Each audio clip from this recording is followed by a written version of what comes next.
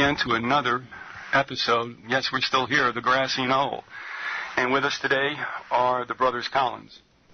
We're going to talk about a particular article that can be found on conspiracyarchive.com. We'll talk about more about that later. There's something I just want to share with everybody, and I think it's important. I think all of us sometimes feel what we would call a bad moon on the rise. Your spirit's trouble, whatever it is. Last night it rained all night, which is unusual for Florida, really, and that's okay. I mean, I was kind of peaceful. But I got up at 4 o'clock, and I just wasn't feeling good. So I knocked off some articles that I had to for work, and I went out for a walk this morning, which I never do before the show. Still feeling bad. I started hearing sirens and such, and as my walk would take me right out to a place where there was a head-on crash. I don't like to gawk at stuff. I really don't have the stomach for it either. But I'm saying to myself, I bet those people that were involved in that today didn't think this would be the last day of their lives, or if they do survive, that their life will be forever changed. And so I don't know if I was picking up on something, and I don't know if it's over yet. But, folks, I tell you what, you never know. You don't know. So I just want to share that with everybody because to make the most out of every day, but we're all guilty, of, not doing that. So anyway, folks, I'm asking you to carry that with you today, just to do that. Before we bring Paul and Philip on, I do want to read something for their benefit and also from a listener who's pretty tuned in. And we'll only briefly touch this, and guys, we'll get into your work, which I'm looking very much forward to. I get an email that says the 192nd meeting of the United Nations General Assembly started with a speech by Kofi Annan, whatever you want to call him, bidding a farewell to the General Assembly with an impassioned plea for Middle East peace, and had a spirited defense for the UN, in which he was the Grand Poobah for 10 years. It goes, just another reminder of the real catastrophes that lie ahead. Next cue, Bill Clinton. Interesting. I mean, can you see this as a 1-2 punch with a Hillary president and him, the Security General in the UN? Yeah. It's very, coincidence. And it's interesting that he would, suggest that there's catastrophes ahead. Well, gee, how did you know that? Well, actually, I got to clarify. It was the emailer that posited, is this some kind of clue? Because wherever he goes, there's a body count. Okay, yeah, absolutely. And this individual also has inside information, having been in the military in Europe, about the Ron Brown situation. Mm-hmm. And I hope that individual gets a chance to come on. No, he didn't come out and say it. I mean, he's the greatest liar in the world. We always say he'll talk the paint off the porch. Oh, sure. But he's one of the nastiest guys out there, man. Yeah. I mean, but you think about how easy it'll be to get the internationalist, globalist through with Hillary in the presidential seat and Bill Clinton, her hubby, in the Secretary General seat. It'll be pretty much like greasing the wheels there of globalism. You hit it right on the head. And of course, as you know, you're not Democrats or Republicans. I don't think we all know the show, but I tell you what, they will lead Democrats right down that road because they are the ones that are most willing to bite. Oh, absolutely. On the "we'll be one big happy family." Absolutely, and you can never really underestimate the common voter's intelligence either. I mean, if voting worked, then it would be illegal. Exactly. But people of course are so fed up with Bush that they're going to play the false alternative card, and I don't know how many people say, well, I'm voting Democrat, as though that were the solution. And anything. It was just like with the last election, people who went out voting Kerry. I mean, the choice is skull or bones, folks. There's no choice. No, you have the appearance of choice, and you don't have it. Absolutely.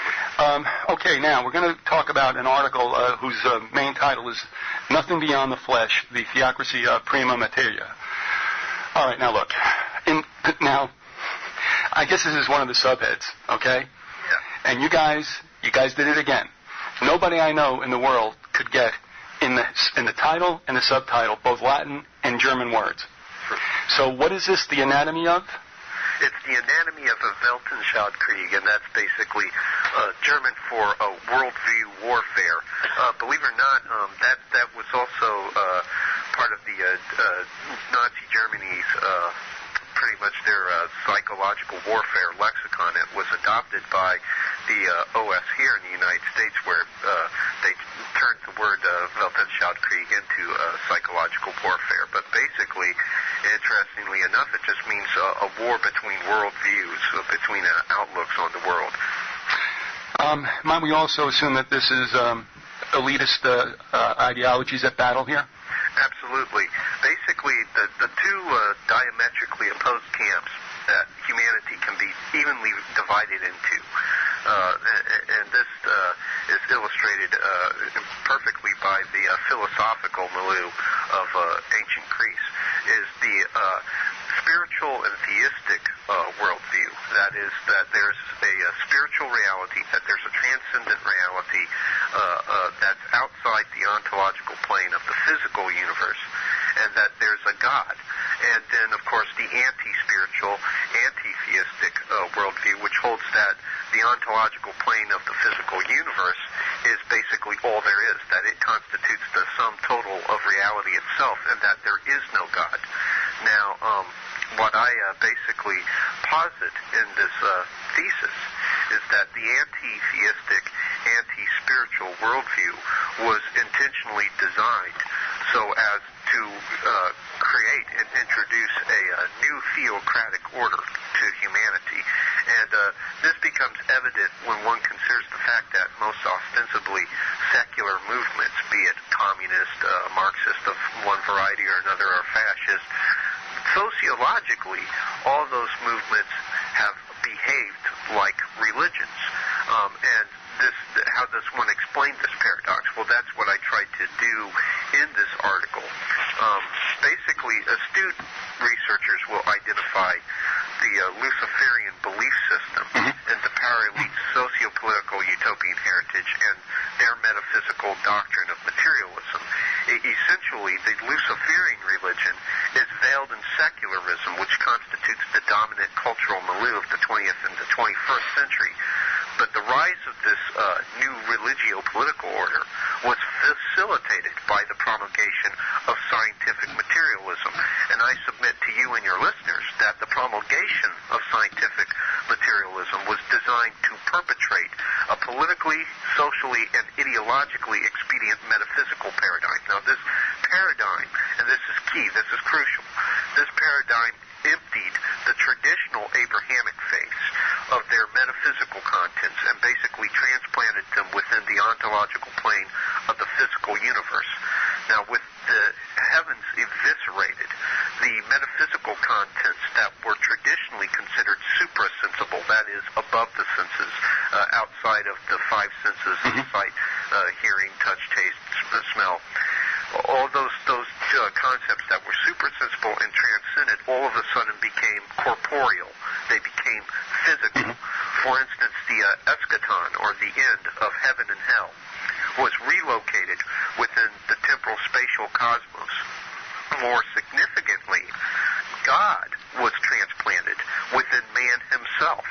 Thus, we have a secular religion, and this religion was secular humanism, and its religious zealots were socio-political utopians. Now, of course, socio-political utopianism has been promulgated under several banners, communism, fascism, etc., but ostensibly these movements were secular in character. However, sociologically, they behaved just like religions, and this is because they were derivative of an older occult religion.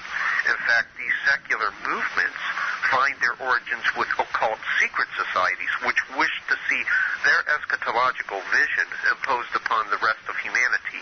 In particular, there was Freemasonry, which acted as the retainer of the ancient mystery religion that originated in Egypt and Babylon and in Mesopotamia 6,000 years ago. All right, let me hold you right there if I could. Sure. Just to touch base, I think some people out there might be saying also, give me a translation here, but does it not seem that these movements all seek to really make the state the religion? Absolutely. Absolutely. And it's interesting that you should bring that up because, as Anthony Sutton pointed out, both fascism and communism, both Marx and Hegel, or Marx and Hitler, find their origins with Hegel, find their foundations with Hegel.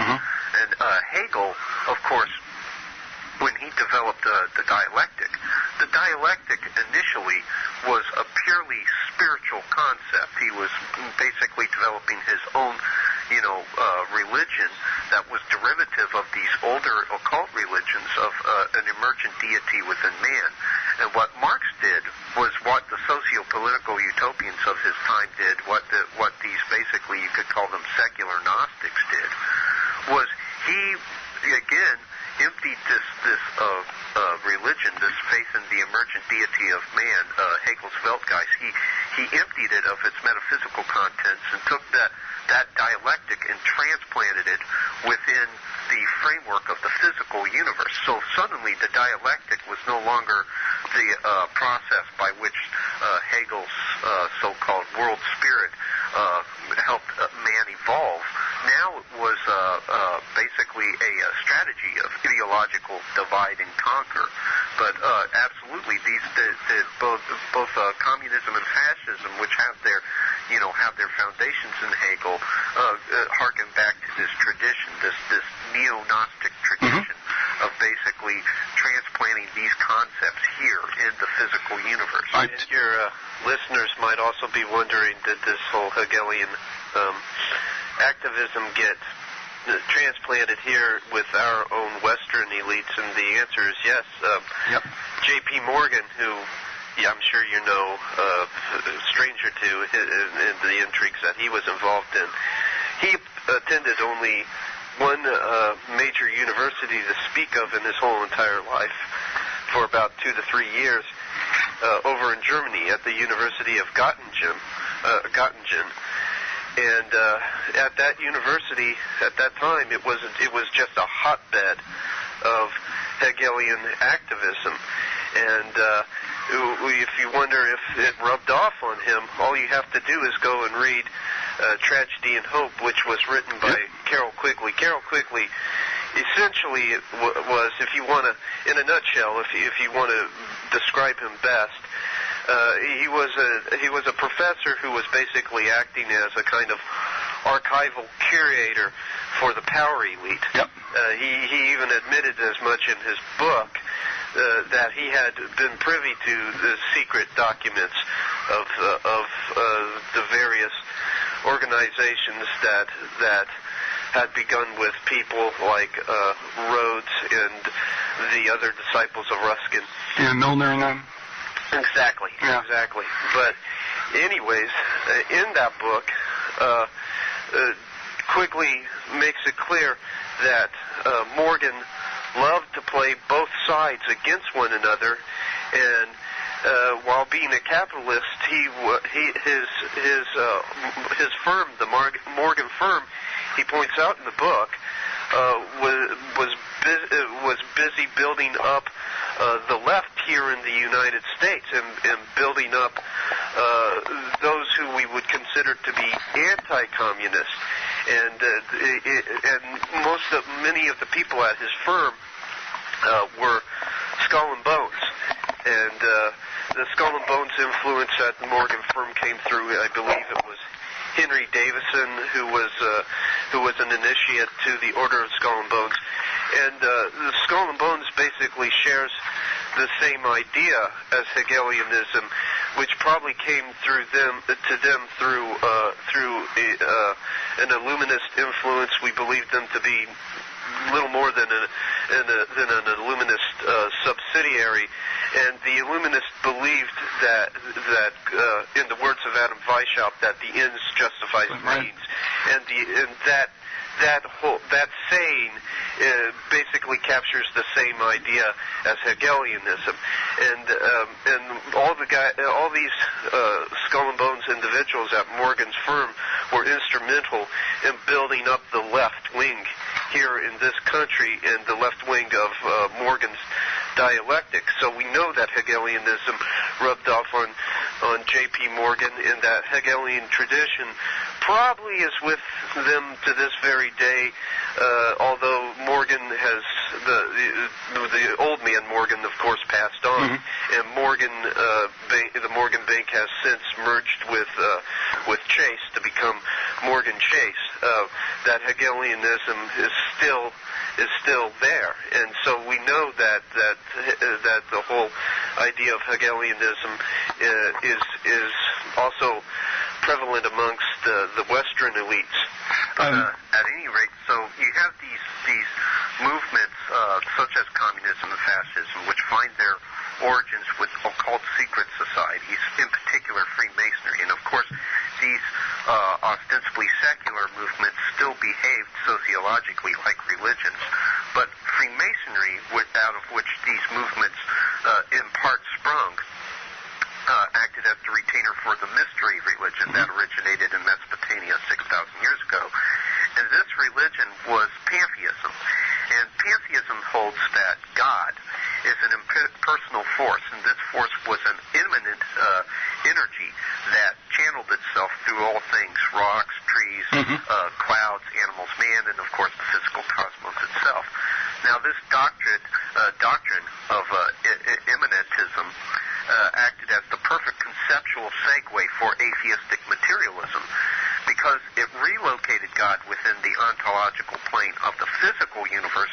It provided the metaphysical foundation for the primacy of matter, or what you could call it in Latin, everything sounding more profound in Latin, Prima Materia, the primacy of matter. But doesn't that also denigrate God? Yes, it does, absolutely. And most importantly, it provides the conceptual segue for transplanting God, no longer as God in the heavens, but transplanting him within man. But materialism was a core metaphysical precept of occult Freemasonry. For instance, Freemasonry's patron deity, the great architect of the cosmos, was an impersonal force immanent to the physical universe. Now, automatically, one identifies a religious continuum here. The Masonic architect was merely another incarnation of the pantheistic God force of the ancient mystery religions. Now, this continuity of thought was a direct corollary of operative Freemasonry's co-opting by Italian humanists in the 1500s. The operative Freemasonry of the Renaissance, all of a sudden, under the direction of these Italian humanists, became the speculative Freemasonry of the Enlightenment. And of course, out of the Enlightenment would come the French Revolution. Right. But at the core of the humanist doctrine of the new speculative Freemasonry was the anthropocentric dictum of Protagoras, and that is, man is the measure of all things. Now, encapsulated within this dictum, you'll find a theme common to the ancient mystery religions, and that is the deification of man. Because after all, a being that can act as the arbiter of its own moral precepts would qualify as God. Now, the ancient mystery religions circulated an inner doctrine of apotheosis, that is, self-deification, becoming God. But such a doctrine was, of course, the logical outgrowth of pantheistic thought. If God were in all things, then all things were God, including man himself. And man was a God in the process of becoming, this incremental, gradual process of becoming God. Now, this is where the belief in evolution actually began. It did not begin with Charles Darwin. It began with the ancient mystery religions of antiquity. According to the mystery religions, man was undergoing a process of gradual development, an incremental march toward becoming God. Now, throughout the late 19th century, historians have noted this explosion in belief systems concerned with emergent deities. For instance, there was Auguste Comte's Humanite, there was Hegel's Weltgeist, there was Nietzsche's Übermensch, and other doctrines of emergent deities within man. It was also during this period that spelling man with a capital M, so as to connote some sort of intrinsic divinity, became big amongst these theoreticians. But all Charles Darwin did was reiterate this religion of apotheosis within the metaphysical garb of naturalism. So all of a sudden, you have the theocratic power structures, which required myths and required basically these elaborate mythologies to keep the masses in line and at the same time legitimate their power elites. All right, can I stop? Sure. All right, hang on to that thought. I got a bunch of questions I just want to clear the deck with if I could. Absolutely. We talked about this in times gone by. We talk about it now. Everything you're talking about, whether it's apotheosis or deification, self-deification, first of all, is this not central to most occult religions, very flattering to the human being? And secondly, is this not exactly the sin that Satan committed to have himself exposed? You're very astute for recognizing that. As Whittaker Chambers said, Whittaker Chambers being a former member of the Communist Underground here in the United States, he said that humanism is nothing new. It's basically the second oldest religious faith on the face of the planet. And it all began when the serpent whispered to to Eve under the tree of knowledge of good and evil, when he whispered to her, "Ye shall be as God." And this is why these belief systems, these secular movements, which have been premised upon secular humanism, in particular the Enlightenment, and of course then out of the Enlightenment comes all the socialist totalitarian movements of the late 19th and early 20th century, such as communism and fascism. That's why sociologically they behave like religions. They are premised upon a religion, and it's an ancient religion. It's an old religion that was circulated within the occult secret societies out of which these secular movements sprang. Well, this is why we look at the elites, and we could throw a few names out like Kissinger in particular. They all act as demigods or gods, and with that comes this repugnance for we the little people. That's right. Well, when you bring up Kissinger and you talk about repugnance for the little people, Kissinger, I'm going to have to paraphrase the man because I don't have the quote in front of me, during the Vietnam era, referred to American soldiers as dumb animals. Yep. And, this philosophy basically is what was driving that point of view with Kissinger. You'll also recall Robert McNamara. Robert McNamara was an adherent to this belief system as well. He had a Project 100,000, and this Project 100,000 basically made sure that poor blacks and poor white families from the ghettos that their children, that their sons who had failed their IQ test, still made it into the military and made it into the worst combat over in Vietnam, so that McNamara's rich friends off at college and the children of his rich buddies didn't have to go over and face the same fate. And he also hid the fact the toxicity of Agent Orange, and knew that it was being sprayed on our soldiers over there. And so you see the same kind of philosophical belief with McNamara and Kissinger, and so it's there, and it causes a kind of repugnance for the common person. Also, I want to throw this out to you, and I think I better mail this to you. There is a book which I've mentioned throughout the years on the show, Ominous Parallels, the end of... Peikoff. All right, there you go. Now, Peikoff, by the way, as you know, is a Rand objectivist. Right. Thinks religion is an opiate. Okay, we'll give him that one. Yeah, sure. But have you read that book?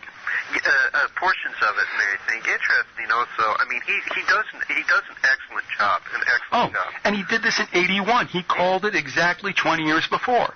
Yeah. And this is what I want to throw out to you. He said that you can find a country's proclivity to fascism in the philosophy they embrace. And he said the telling continuum is Kant, I think, then to Hegel. It's from Plato to Kant to Hegel. Do I have that? What were the time periods for Hegel and Kant? Are they contemporaries? I think Kant is a little bit before Hegel. He was an Enlightenment thinker. So, but Kant really rubbed off on Hegel a great deal. And he said that's where the roots are in it. And he said, and that's exactly what's happening here. Yeah, absolutely. It's exactly what's happening here, although people don't necessarily recognize this, and we'll have to probably get into this at a later date with another article that I'm trying to finish right now. But it's followed that line in the United States to where we've had a descent in fascism. Yeah. But Huey Long once pointed out, he once asserted, whether you like the man or hate the man, many people believe that he was a demagogue. Other people considered him to be a populist hero. He pointed out that fascism, when it first appears here in the United States, would appear as anti-fascism. And thus we have George W. today going around and decrying the terrorist network as being Islamofascism. Mm-hmm. And also, I will ship that out to you. I think you're going to probably wind up doing some work, which that would probably be a good book from which to draw information. Also, you hit it on the head with Quigley, being a scribe, more or less, and telling the story they would allow to get out. And what's so interesting, I don't know if you know about this, but at the same time that Rhodes was getting his round table together, there also sprang up a group called the Pilgrims Society, of which he never mentions a word. So what I'm saying to you is, and if you heard me scrambling around here, you should have seen me, I was deft, as I moved just within the reach of the phone cord to grab a book from the shelf. And it was Tragedy and Hope. And I took a look in the back, and I'm going, did he ever mention anything? I don't think he did. Or an Anglo-American establishment. Never says a thing about the Pilgrim Society. Why is this important? Just like you said, they let him say what he said. Absolutely. But he didn't give us the whole deal. No. And I had somebody on the show who blamed it all on Rhodes and Rothschild. And that's what they want you to do. Well, another thing that Quigley never mentions in his book is the fact that Rhodes had joined a chapter of Freemasonry, the Apollo chapter, and he says that he never took it that serious, and he just used their secrecy and their organizational structure to create his own secret society. But it's obvious that the Weltanschauung, that the philosophical point of view that Phil is describing had obviously rubbed off on Rhodes. And he said something along the lines, and of course almost a century before Kissinger, when he talked about America being a dumb beast to fight the wars that Britain's best blood could no longer, because there was a great deal of attrition. And folks, if you want to see that comment that the Collins brothers refer to about the military being dumb pawns, I believe you can find that in Final Days by Woodward and Bernstein. Does that ring a bell with you guys? That's the one. All right, listen, we're at the bottom of the hour, and I just want to say we're talking with the brothers Collins, Philip, and Paul. Guys, why don't you tell us right now what's out there? Right now we're dealing with an article that you do have up on Conspiracy Archive. It's called Nothing Beyond the Flesh, the Theocracy of Prima Materia. So give us a rundown now about what you got out there and how people can access it. Sure. Well, basically, Paul and I currently have out an expanded, revised edition of The Ascendancy of the Scientific Dictatorship. This was published in July 2006, not the 2004 version. This is the 2006 version. You'll be able to distinguish it from the 2004 version because it has a distinctly different cover, which was tastefully designed by Terry Melanson, who keeps the Conspiracy Archive and has given us a page at Conspiracy Archive, which you can reach at www.conspiracyarchive, all one word, /commentary with a capital C /Collins with a capital C.php. Make sure you capitalize those C's, or you'll wind up going somewhere on the internet where you can find out Ashley Simpson's fashion tips. Yeah. But you can get the book via www.booksurge.com. And also, Paul and I are currently a regular columnist for the ACL Report, which is the official publication of the nationally syndicated radio talk show, Closer Look. And you can get the magazine, get that publication at www.4acloserlook.com. Also, two things. One, you have somebody who holds you in great esteem in Texas, a gentleman who cited, and he was wondering, is there ever going to be a chance that the book might find its way, I think, either into an ebook or a PDF? We're thinking about that and everything. Okay. Actually, Bill Kennedy, who wrote Lucifer's Lodge, right? Mm-hmm. I'm sure you're acquainted with him. Mm-hmm. We were on his show, and he began to talk about how he put out his newer book as an ebook first, and was able to raise enough money to put it out in a print form. Mm-hmm. And so after he shared that little strategy with us, we thought, well, too late, but we can do the reverse. Yeah. So it's just a matter of us becoming computer savvy enough to get it done and everything. But like everything, we're hoping to get that's that's pretty much on the drawing board. Right, I might be able to help you out with that, and I'll tell you off mic. So. Okay, sure thing. Also, do you have anything new in the hopper? I do. I got an article I'm working on right now, and I was up late last night working on this. This is how big this is. It's going to be in the ACL report, and I'll probably have it up, of course, at Terry Melanson's site as well. And we'll have to talk about it at a later date. All I can say is that it talks about how this government is basically in bed with the enemy that it claims to be fighting. Right. How Huey Long hit it the nail on the head when he said that fascism would first appear here in the United States as anti-fascism because the president claims to be fighting Islamofascism, and meanwhile he seems to be in the bed with several fascist interests himself, and it begins. The story begins with an individual by the name of Grover Norquist, who is basically part of the GOP's Muslim outreach, and goes all the way to a company here in the United States known as PTEC, and it's going to be one of the larger articles and more informative articles that I've come out with. Well, one of my favorite photos is a shrub and Sammy Al-Arian just yucking it up and grinning ear to ear with their families all around them. It's a beautiful thing, and that's brokered by Norquist. But that's a good point. First of all, if Huey Long got assassinated, he understood the deal. Yes. So I would think he perhaps for us is more good guy than bad guy. Yeah. Also, you're right, because anti-fascism is nationalism, which is a malignant form of patriotism. That's right. And we're watching it take place right now, right here. Right. And while the president claims that we're in this competition with Islamofascism, what he doesn't share with the rest of us is that his administration is essentially driven by neoconservatives.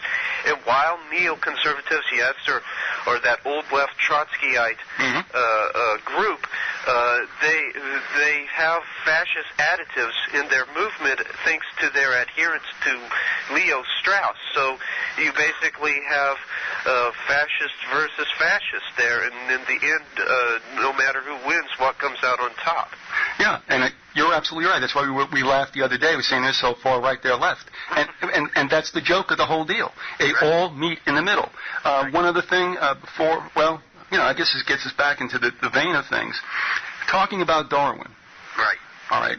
Let me get this all out, and I'll throw it back to you. One, it seemed to me he was a tool. Right. That this really came down from, I think, his father, if I'm not mistaken. Okay.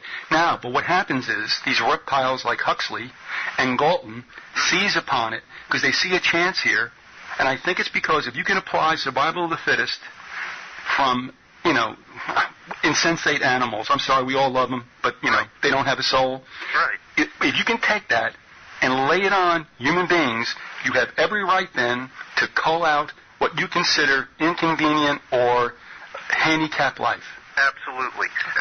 I'm glad you brought that up. In fact, T.H. Huxley, who was the chief apologist for Darwin, himself was a fellow of the British Royal Society and was also a Freemason, and did the most to promulgate Darwinism.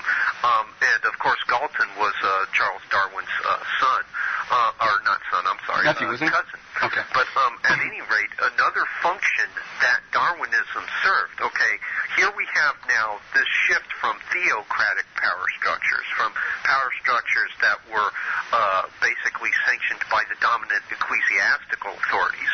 We have a shift from those to what you could call technocratic or scientifically legitimated power structures.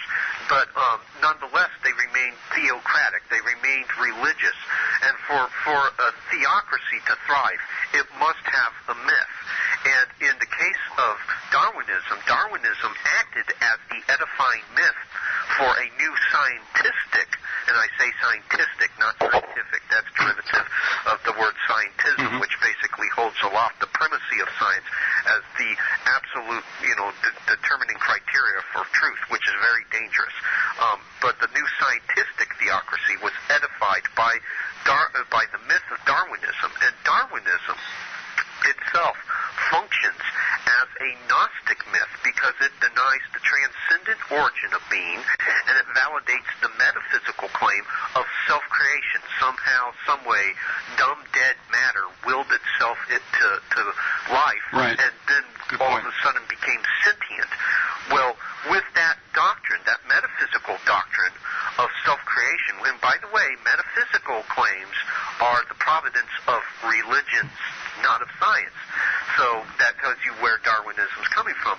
With that metaphysical claim of self-creation comes the religious doctrine of self-salvation. Gnosticism, which is the core precept of which is self-salvation and is an occult belief system. Gnosticism comprised a portion of the Masonic belief system. Oh yeah. And this is significant because the British Royal Society, which promoted Darwinism, and one of its chief apologists, T.H. Huxley, who was a Freemason and a fellow of the British Royal Society, was arguably, the British Royal Society was arguably a Masonic institute. Virtually all its founding members were Freemasons. Thus, the science that the men of the British Royal Society would promote would probably synchronize with their Gnostic beliefs. Now, Darwinism was precisely such a science. Moreover, Darwinism provided the scientific foundation for Masonry's socio-political utopianism, which was also Gnostic because of its mandate to, in Gnostic terminology, immanentize the eschaton, or bring heaven to the physical plane of the universe.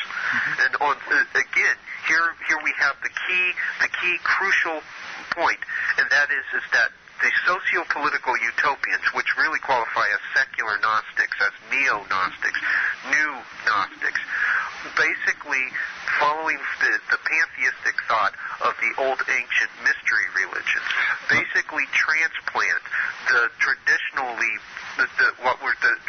the metaphysical concepts of the Abrahamic faiths, the eschaton of heaven and hell, God. They transplant it here within the ontological plane of the physical universe.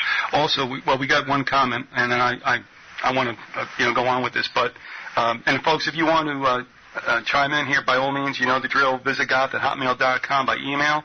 You want to IM, Yahoo, Viz1400, MSN, Vyzygoth. Now, I'll just read it the way it is. This is from the wise guy up in Utica. He writes, Herbert Spencer, another bastard. And at any rate, going back to Darwin, now, can I say this? First of all, the ligament between Grandfather Huxley, Galton and that crew, and Julius and Aldous happens to be who? H.G. Wells, correct? Absolutely. All right. Now, let's take a look, if we can do that, at looking at the works of, which is probably the most famous work that nobody gets, like we didn't when we were in high school, and that is when the teacher in English, that would be grade 11, said, "Oh, this is a dark satire on life by Aldous Huxley." It's like, no, teach, it's not a satire. This guy was serious. Who else would tell people to love their servitude? So you got Julian, who's the first head of UNESCO. You got Aldous writing Brave New World, and you got H.G. Wells writing Open Conspiracy, New World Order, and The Shape of Things to Come. That's right. Do you want to discuss that continuum? Sure. And how they run with Darwin's theories into what, and I mean, I guess we have proponents of them now, and if you can name a few, I'm thinking that Ehrlich is probably one of them. Mm-hmm. I mean, let's talk about that mindset that got interrupted by World War II and is being taken lock, stock, and barrel, head over heels, into the 21st century. Sure. Well, basically, some allege that H.G. Wells was a Freemason, and while that's... What a surprise. Yeah. Oh, really? Still, okay. Yeah, that's still a point of contention, that's some debate. But one thing that you can't deny is that H.G. Wells was a member of the Secretive Coefficients Club, which entertained a preoccupation with war. Many of its members were always pushing for creating some sort of war, surprise, prior to World War II with Germany, to such an extent that even one of its members, who himself was a neo-Malthusian theoretician, Bertrand Russell, finally dropped from the club. Mm-hmm. But also, H.G. Wells was also a Fabian socialist and one of the member of the Fabian Society. Right. But he acted as the chief mentor for Julian and Aldous Huxley. Mm-hmm. Now, interestingly enough, of course, Aldous Huxley would become the head of UNESCO, and UNESCO, in its mission statement, he basically says that it's the hope of UNESCO that a paradigm shift will eventually occur, and that what was initially unthinkable will become thinkable, and that includes a truly eugenic policy to the eugenical regimentation of society and of world civilization. Meanwhile, you got Aldous, who writes Brave New World, and in Brave New World, of course, one of the chief means of control is the narcotization of the masses. Well, surprise, surprise, Aldous goes to Timothy Leary and tells Timothy Leary that he needs to, and in his own words, quote-unquote, act as a cheerleader for evolution. And how do you do that? By disseminating LSD amongst the 60s counterculture radicals. And so you have, again, this continuum of thought. And what basically the dissemination of LSD did, and Aldous Huxley says as much in The Doors of Perception, is it lowers the subject's will to resist coercion considerably. And so you have now all of a sudden you had this basically this mentally and spiritually and emotionally population of mentally, emotionally, and spiritually invalids that was the 60s counterculture, and this enormous paradigm shift took place. And many of those counterculture boomers, basically burned out. Hey, watch it. You know who you're talking to? I'm sorry, go ahead. Oh, that's okay. Or they went on to become, president, to sit in the White House and hang condoms on the tree. So that was basically the shift in the paradigm here in the United States. Was you had the Brave New World being tangibly enacted right here. Another modern manifestation of the whole thing that I think that you could appreciate, Viz, is consider the fact that that the TV today is inundated with commercials for drugs. Yep. And those commercials are targeting you and I, and it targets people that have no pharmacological knowledge whatsoever. It doesn't target doctors. It targets Joe Average on the street. It gets Joe Average, who once again has no pharmacological knowledge whatsoever and doesn't know what goes into these different drugs that are being advertised. It gets him to desire those and gets him to go to the doctor and say, please give me more drugs. Give me this drug. And he's going to go around from doctor to doctor until he does find some dope that really doesn't care and is crazy or just insane enough to write him the prescription. Well, there is, in an unrelated venue, it was actually on ESPN like a million years ago when they had this round table of sports writers who were playing cards. One guy came out with something which was a funny line back in like 1980. It's still a funny line, but boy, does it say volumes. And he said, I forget who he's even addressing. He says they create cures for which there are no diseases. Right. So restless leg syndrome, folks, get up and walk. Yeah. I mean, give me a break. And you're right, but now let me ask you this also. We all thought, when we encountered the word pharmakos in Scripture, that it meant street drugs. And it may very well mean that too. But may it not also mean what you're seeing now? People falling under the spell of medications when they can do a lifestyle change that can completely get rid of the problem, if they even had it. Well, that's right. It's like when you're talking about, non-existent diseases and coming up with the cures for it. The one that's very famous amongst children is ADD, and in the words of famed modern-day American playwright David Mamet, he said that attention deficit disorder back when he was a kid, that was just called daydreaming. Oh, how dare you!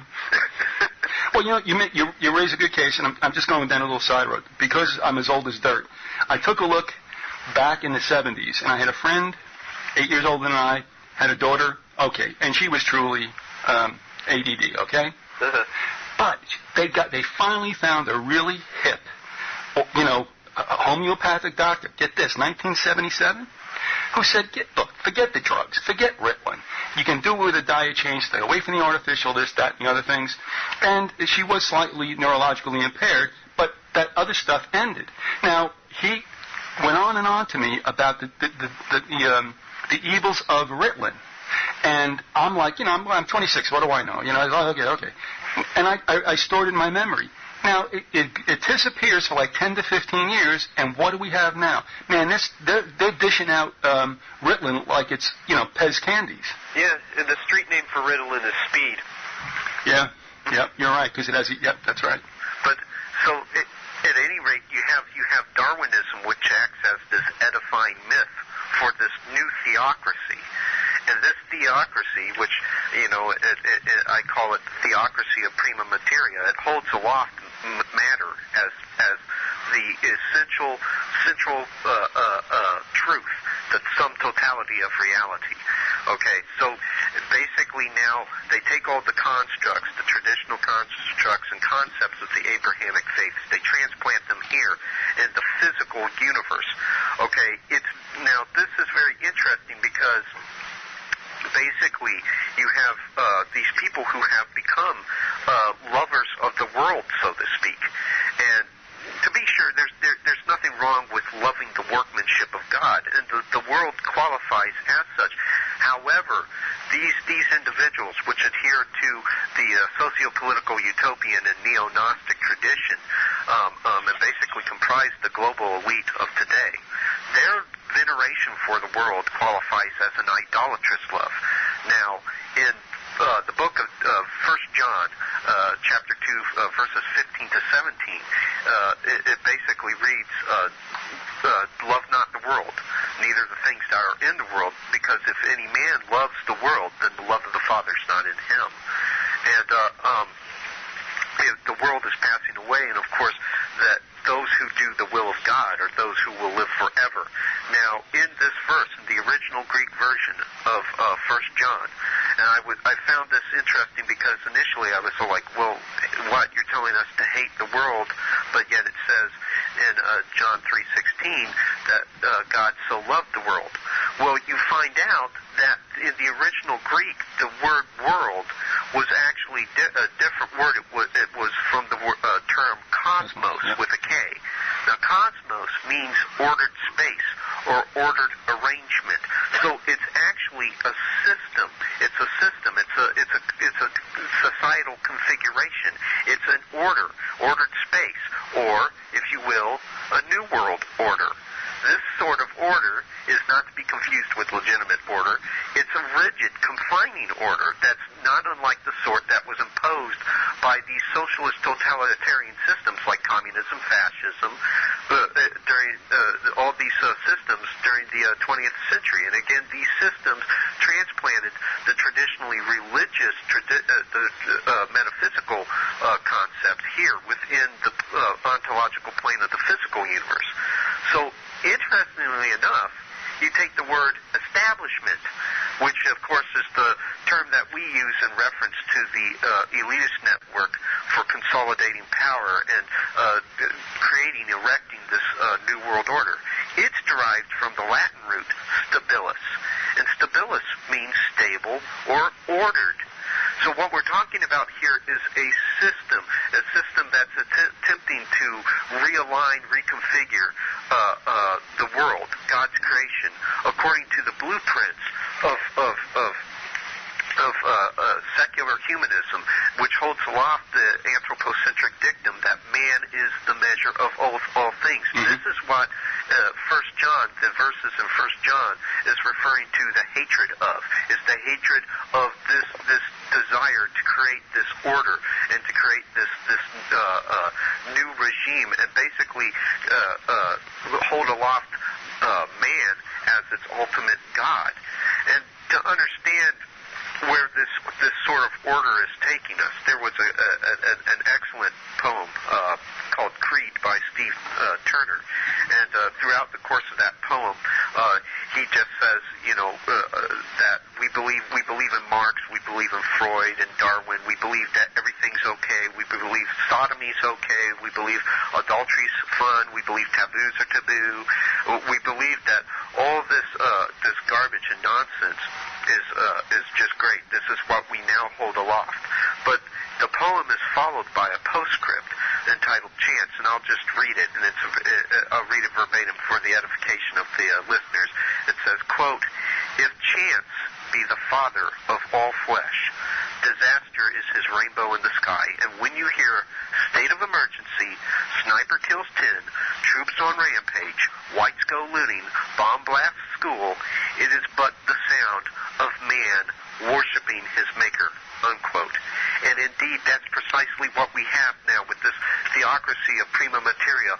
Man has become his own maker. It's the sound of, when you have this chaos, this destruction, it is the sound of humanity basically being sacrificed on the altar of apotheosized man. It's the sound of a world that is ruled by secular humanism, which is essentially Luciferianism disseminated on the popular level under another name. And this religion basically contends that there is nothing beyond the flesh. And that is why there should be no confusion over why secular humanists are trying to, for instance, remove a replica of the Ten Commandments from a courthouse, or why they tried to expunge all the elements of religion, all the iconography, anything that exalts the Lord, anything that exalts Jesus Christ from public view. They cannot have any other God to compete with their God, which is man in the process of becoming God himself. I'm going to get one more question in, because that's all the time I know we're going to have. It seems to me when you talk about this deification or self-deification, I'm guessing that that's okay for the elites, but it's not going to work for everybody, though they all might shoot. Okay, and here's the thing. People criticize Christianity for being communistic.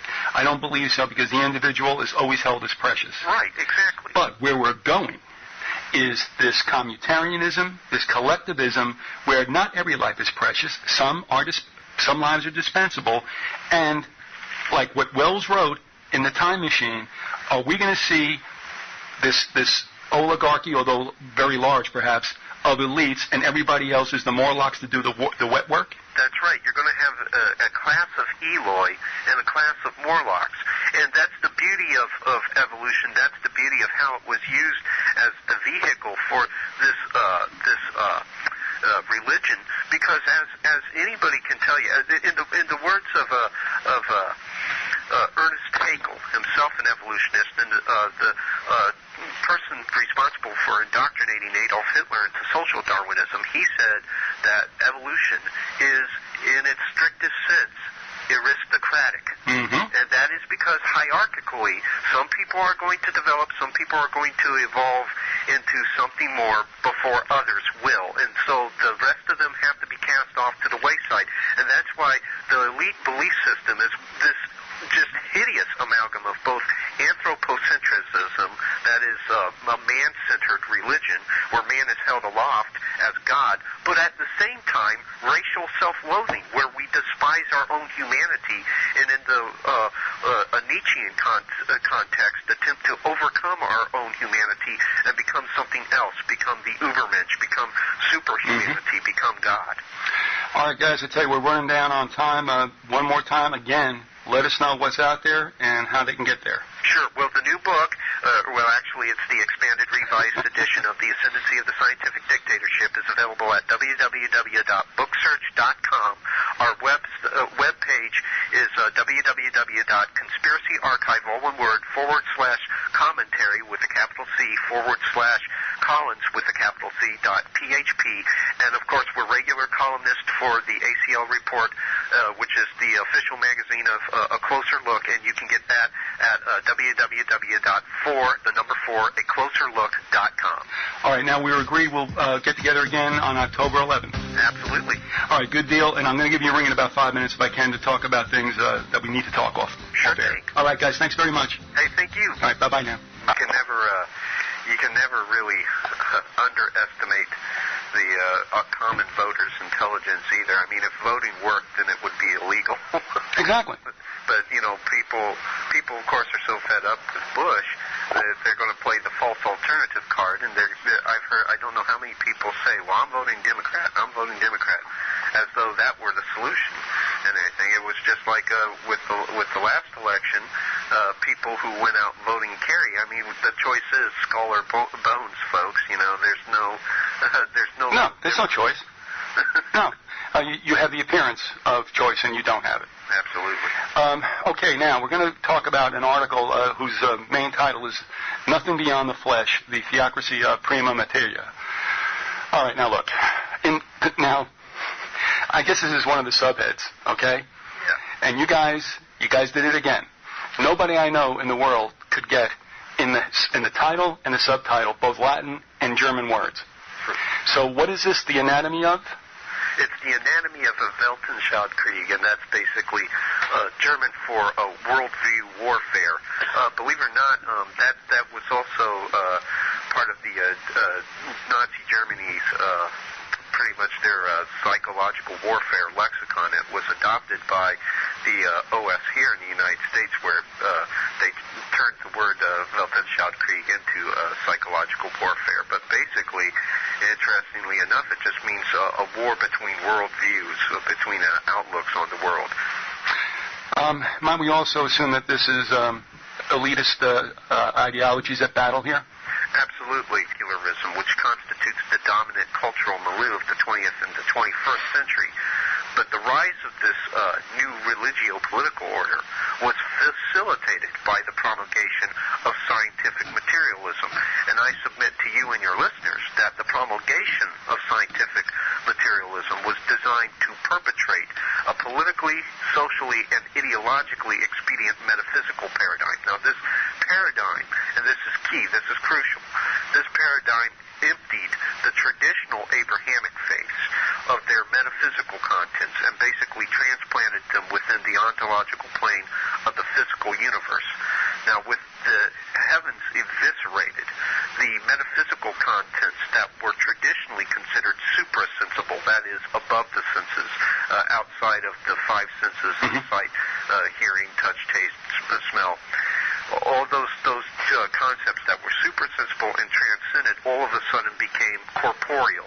They became physical. For instance, the eschaton, or the end of heaven and hell, was relocated within the temporal spatial cosmos. More significantly, God was transplanted within man himself. Thus, we have a secular religion, and this religion was secular humanism, and its religious zealots were socio-political utopians. Now, of course, socio-political utopianism has been promulgated under several banners, communism, fascism, etc., but ostensibly these movements were secular in character. However, sociologically, they behaved just like religions, and this is because they were derivative of an older occult religion. Basically, the two diametrically opposed camps that humanity can be evenly divided into and this is illustrated perfectly by the philosophical milieu of ancient Greece, is the spiritual and theistic worldview. That is, that there's a spiritual reality, that there's a transcendent reality that's outside the ontological plane of the physical universe, and that there's a God. And then, of course, the anti-spiritual, anti-theistic worldview, which holds that the ontological plane of the physical universe is basically all there is, that it constitutes the sum total of reality itself, and that there is no God. Now, what I basically posit in this thesis is that the anti-theistic, anti-spiritual worldview was intentionally designed so as to create and introduce a new theocratic order to humanity. And this becomes evident when one considers the fact that most ostensibly secular movements, be it communist, Marxist of one variety or another, or fascist, sociologically, all those movements have behaved like religions. And how does one explain this paradox? Well, that's what I tried to do in this article. Basically, astute researchers will identify the Luciferian belief system and the para-elite socio-political utopian heritage and their metaphysical doctrine of materialism. Essentially, the Luciferian religion is veiled in Again to another episode. Yes, we're still here, the Grassy Knoll. And with us today are the brothers Collins. We're going to talk about a particular article that can be found on conspiracyarchive.com. We'll talk about more about that later. There's something I just want to share with everybody, and I think it's important. I think all of us sometimes feel what we would call a bad moon on the rise. Your spirit's trouble, whatever it is. Last night it rained all night, which is unusual for Florida, really, and that's okay. I mean, that was kind of peaceful. But I got up at 4 o'clock, and I just wasn't feeling good. So I knocked off some articles that I had to for work, and I went out for a walk this morning, which I never did before the show. Still feeling bad. I started hearing sirens and such, and as my walk would take me right out to a place where there was a head-on crash. I don't like to gawk at stuff. I really don't have the stomach for it either. But I'm saying to myself, I bet those people that were involved in that today didn't think this would be the last day of their lives, or if they do survive, that their life will be forever changed. And so I don't know if I was picking up on something, and I don't know if it's over yet. But, folks, I tell you what, you never know. You don't know. So I just want to share that with everybody because to make the most out of every day, but we're all guilty, of, not doing that. So anyway, folks, I'm asking you to carry that with you today, just to do that. Before we bring Paul and Philip on, I do want to read something for their benefit and also from a listener who's pretty tuned in. And we'll only briefly touch this, and guys, we'll get into your work, which I'm looking very much forward to. I get an email that says the 192nd meeting of the United Nations General Assembly started with a speech by Kofi Annan, whatever you want to call him, bidding a farewell to the General Assembly with an impassioned plea for Middle East peace, and had a spirited defense for the UN in which he was the Grand Poobah for 10 years. It goes, just another reminder of the real catastrophes that lie ahead. Next cue, Bill Clinton. Interesting. I mean, can you see this as a 1-2 punch with a Hillary president and him, the Security General in the UN? Yeah. It's very, coincidence. And it's interesting that he would, suggest that there's catastrophes ahead. Well, gee, how did you know that? Well, actually, I got to clarify. It was the emailer that posited, is this some kind of clue? Because wherever he goes, there's a body count. Okay, yeah, absolutely. And this individual also has inside information, having been in the military in Europe, about the Ron Brown situation. Mm-hmm. And I hope that individual gets a chance to come on. No, he didn't come out and say it. I mean, he's the greatest liar in the world. We always say he'll talk the paint off the porch. Oh, sure. But he's one of the nastiest guys out there, man. Yeah. I mean, but you think about how easy it'll be to get the internationalist, globalist through with Hillary in the presidential seat and Bill Clinton, her hubby, in the Secretary General seat. It'd be pretty much like greasing the wheels there of globalism. You hit it right on the head. And, of course, as you know, you're not Democrats or Republicans, I don't think. We all know the show. But I tell you what, they will lead Democrats right down that road because they are the ones that are most willing to bite. Oh, absolutely. On the we'll be one big happy family. Absolutely. And you know,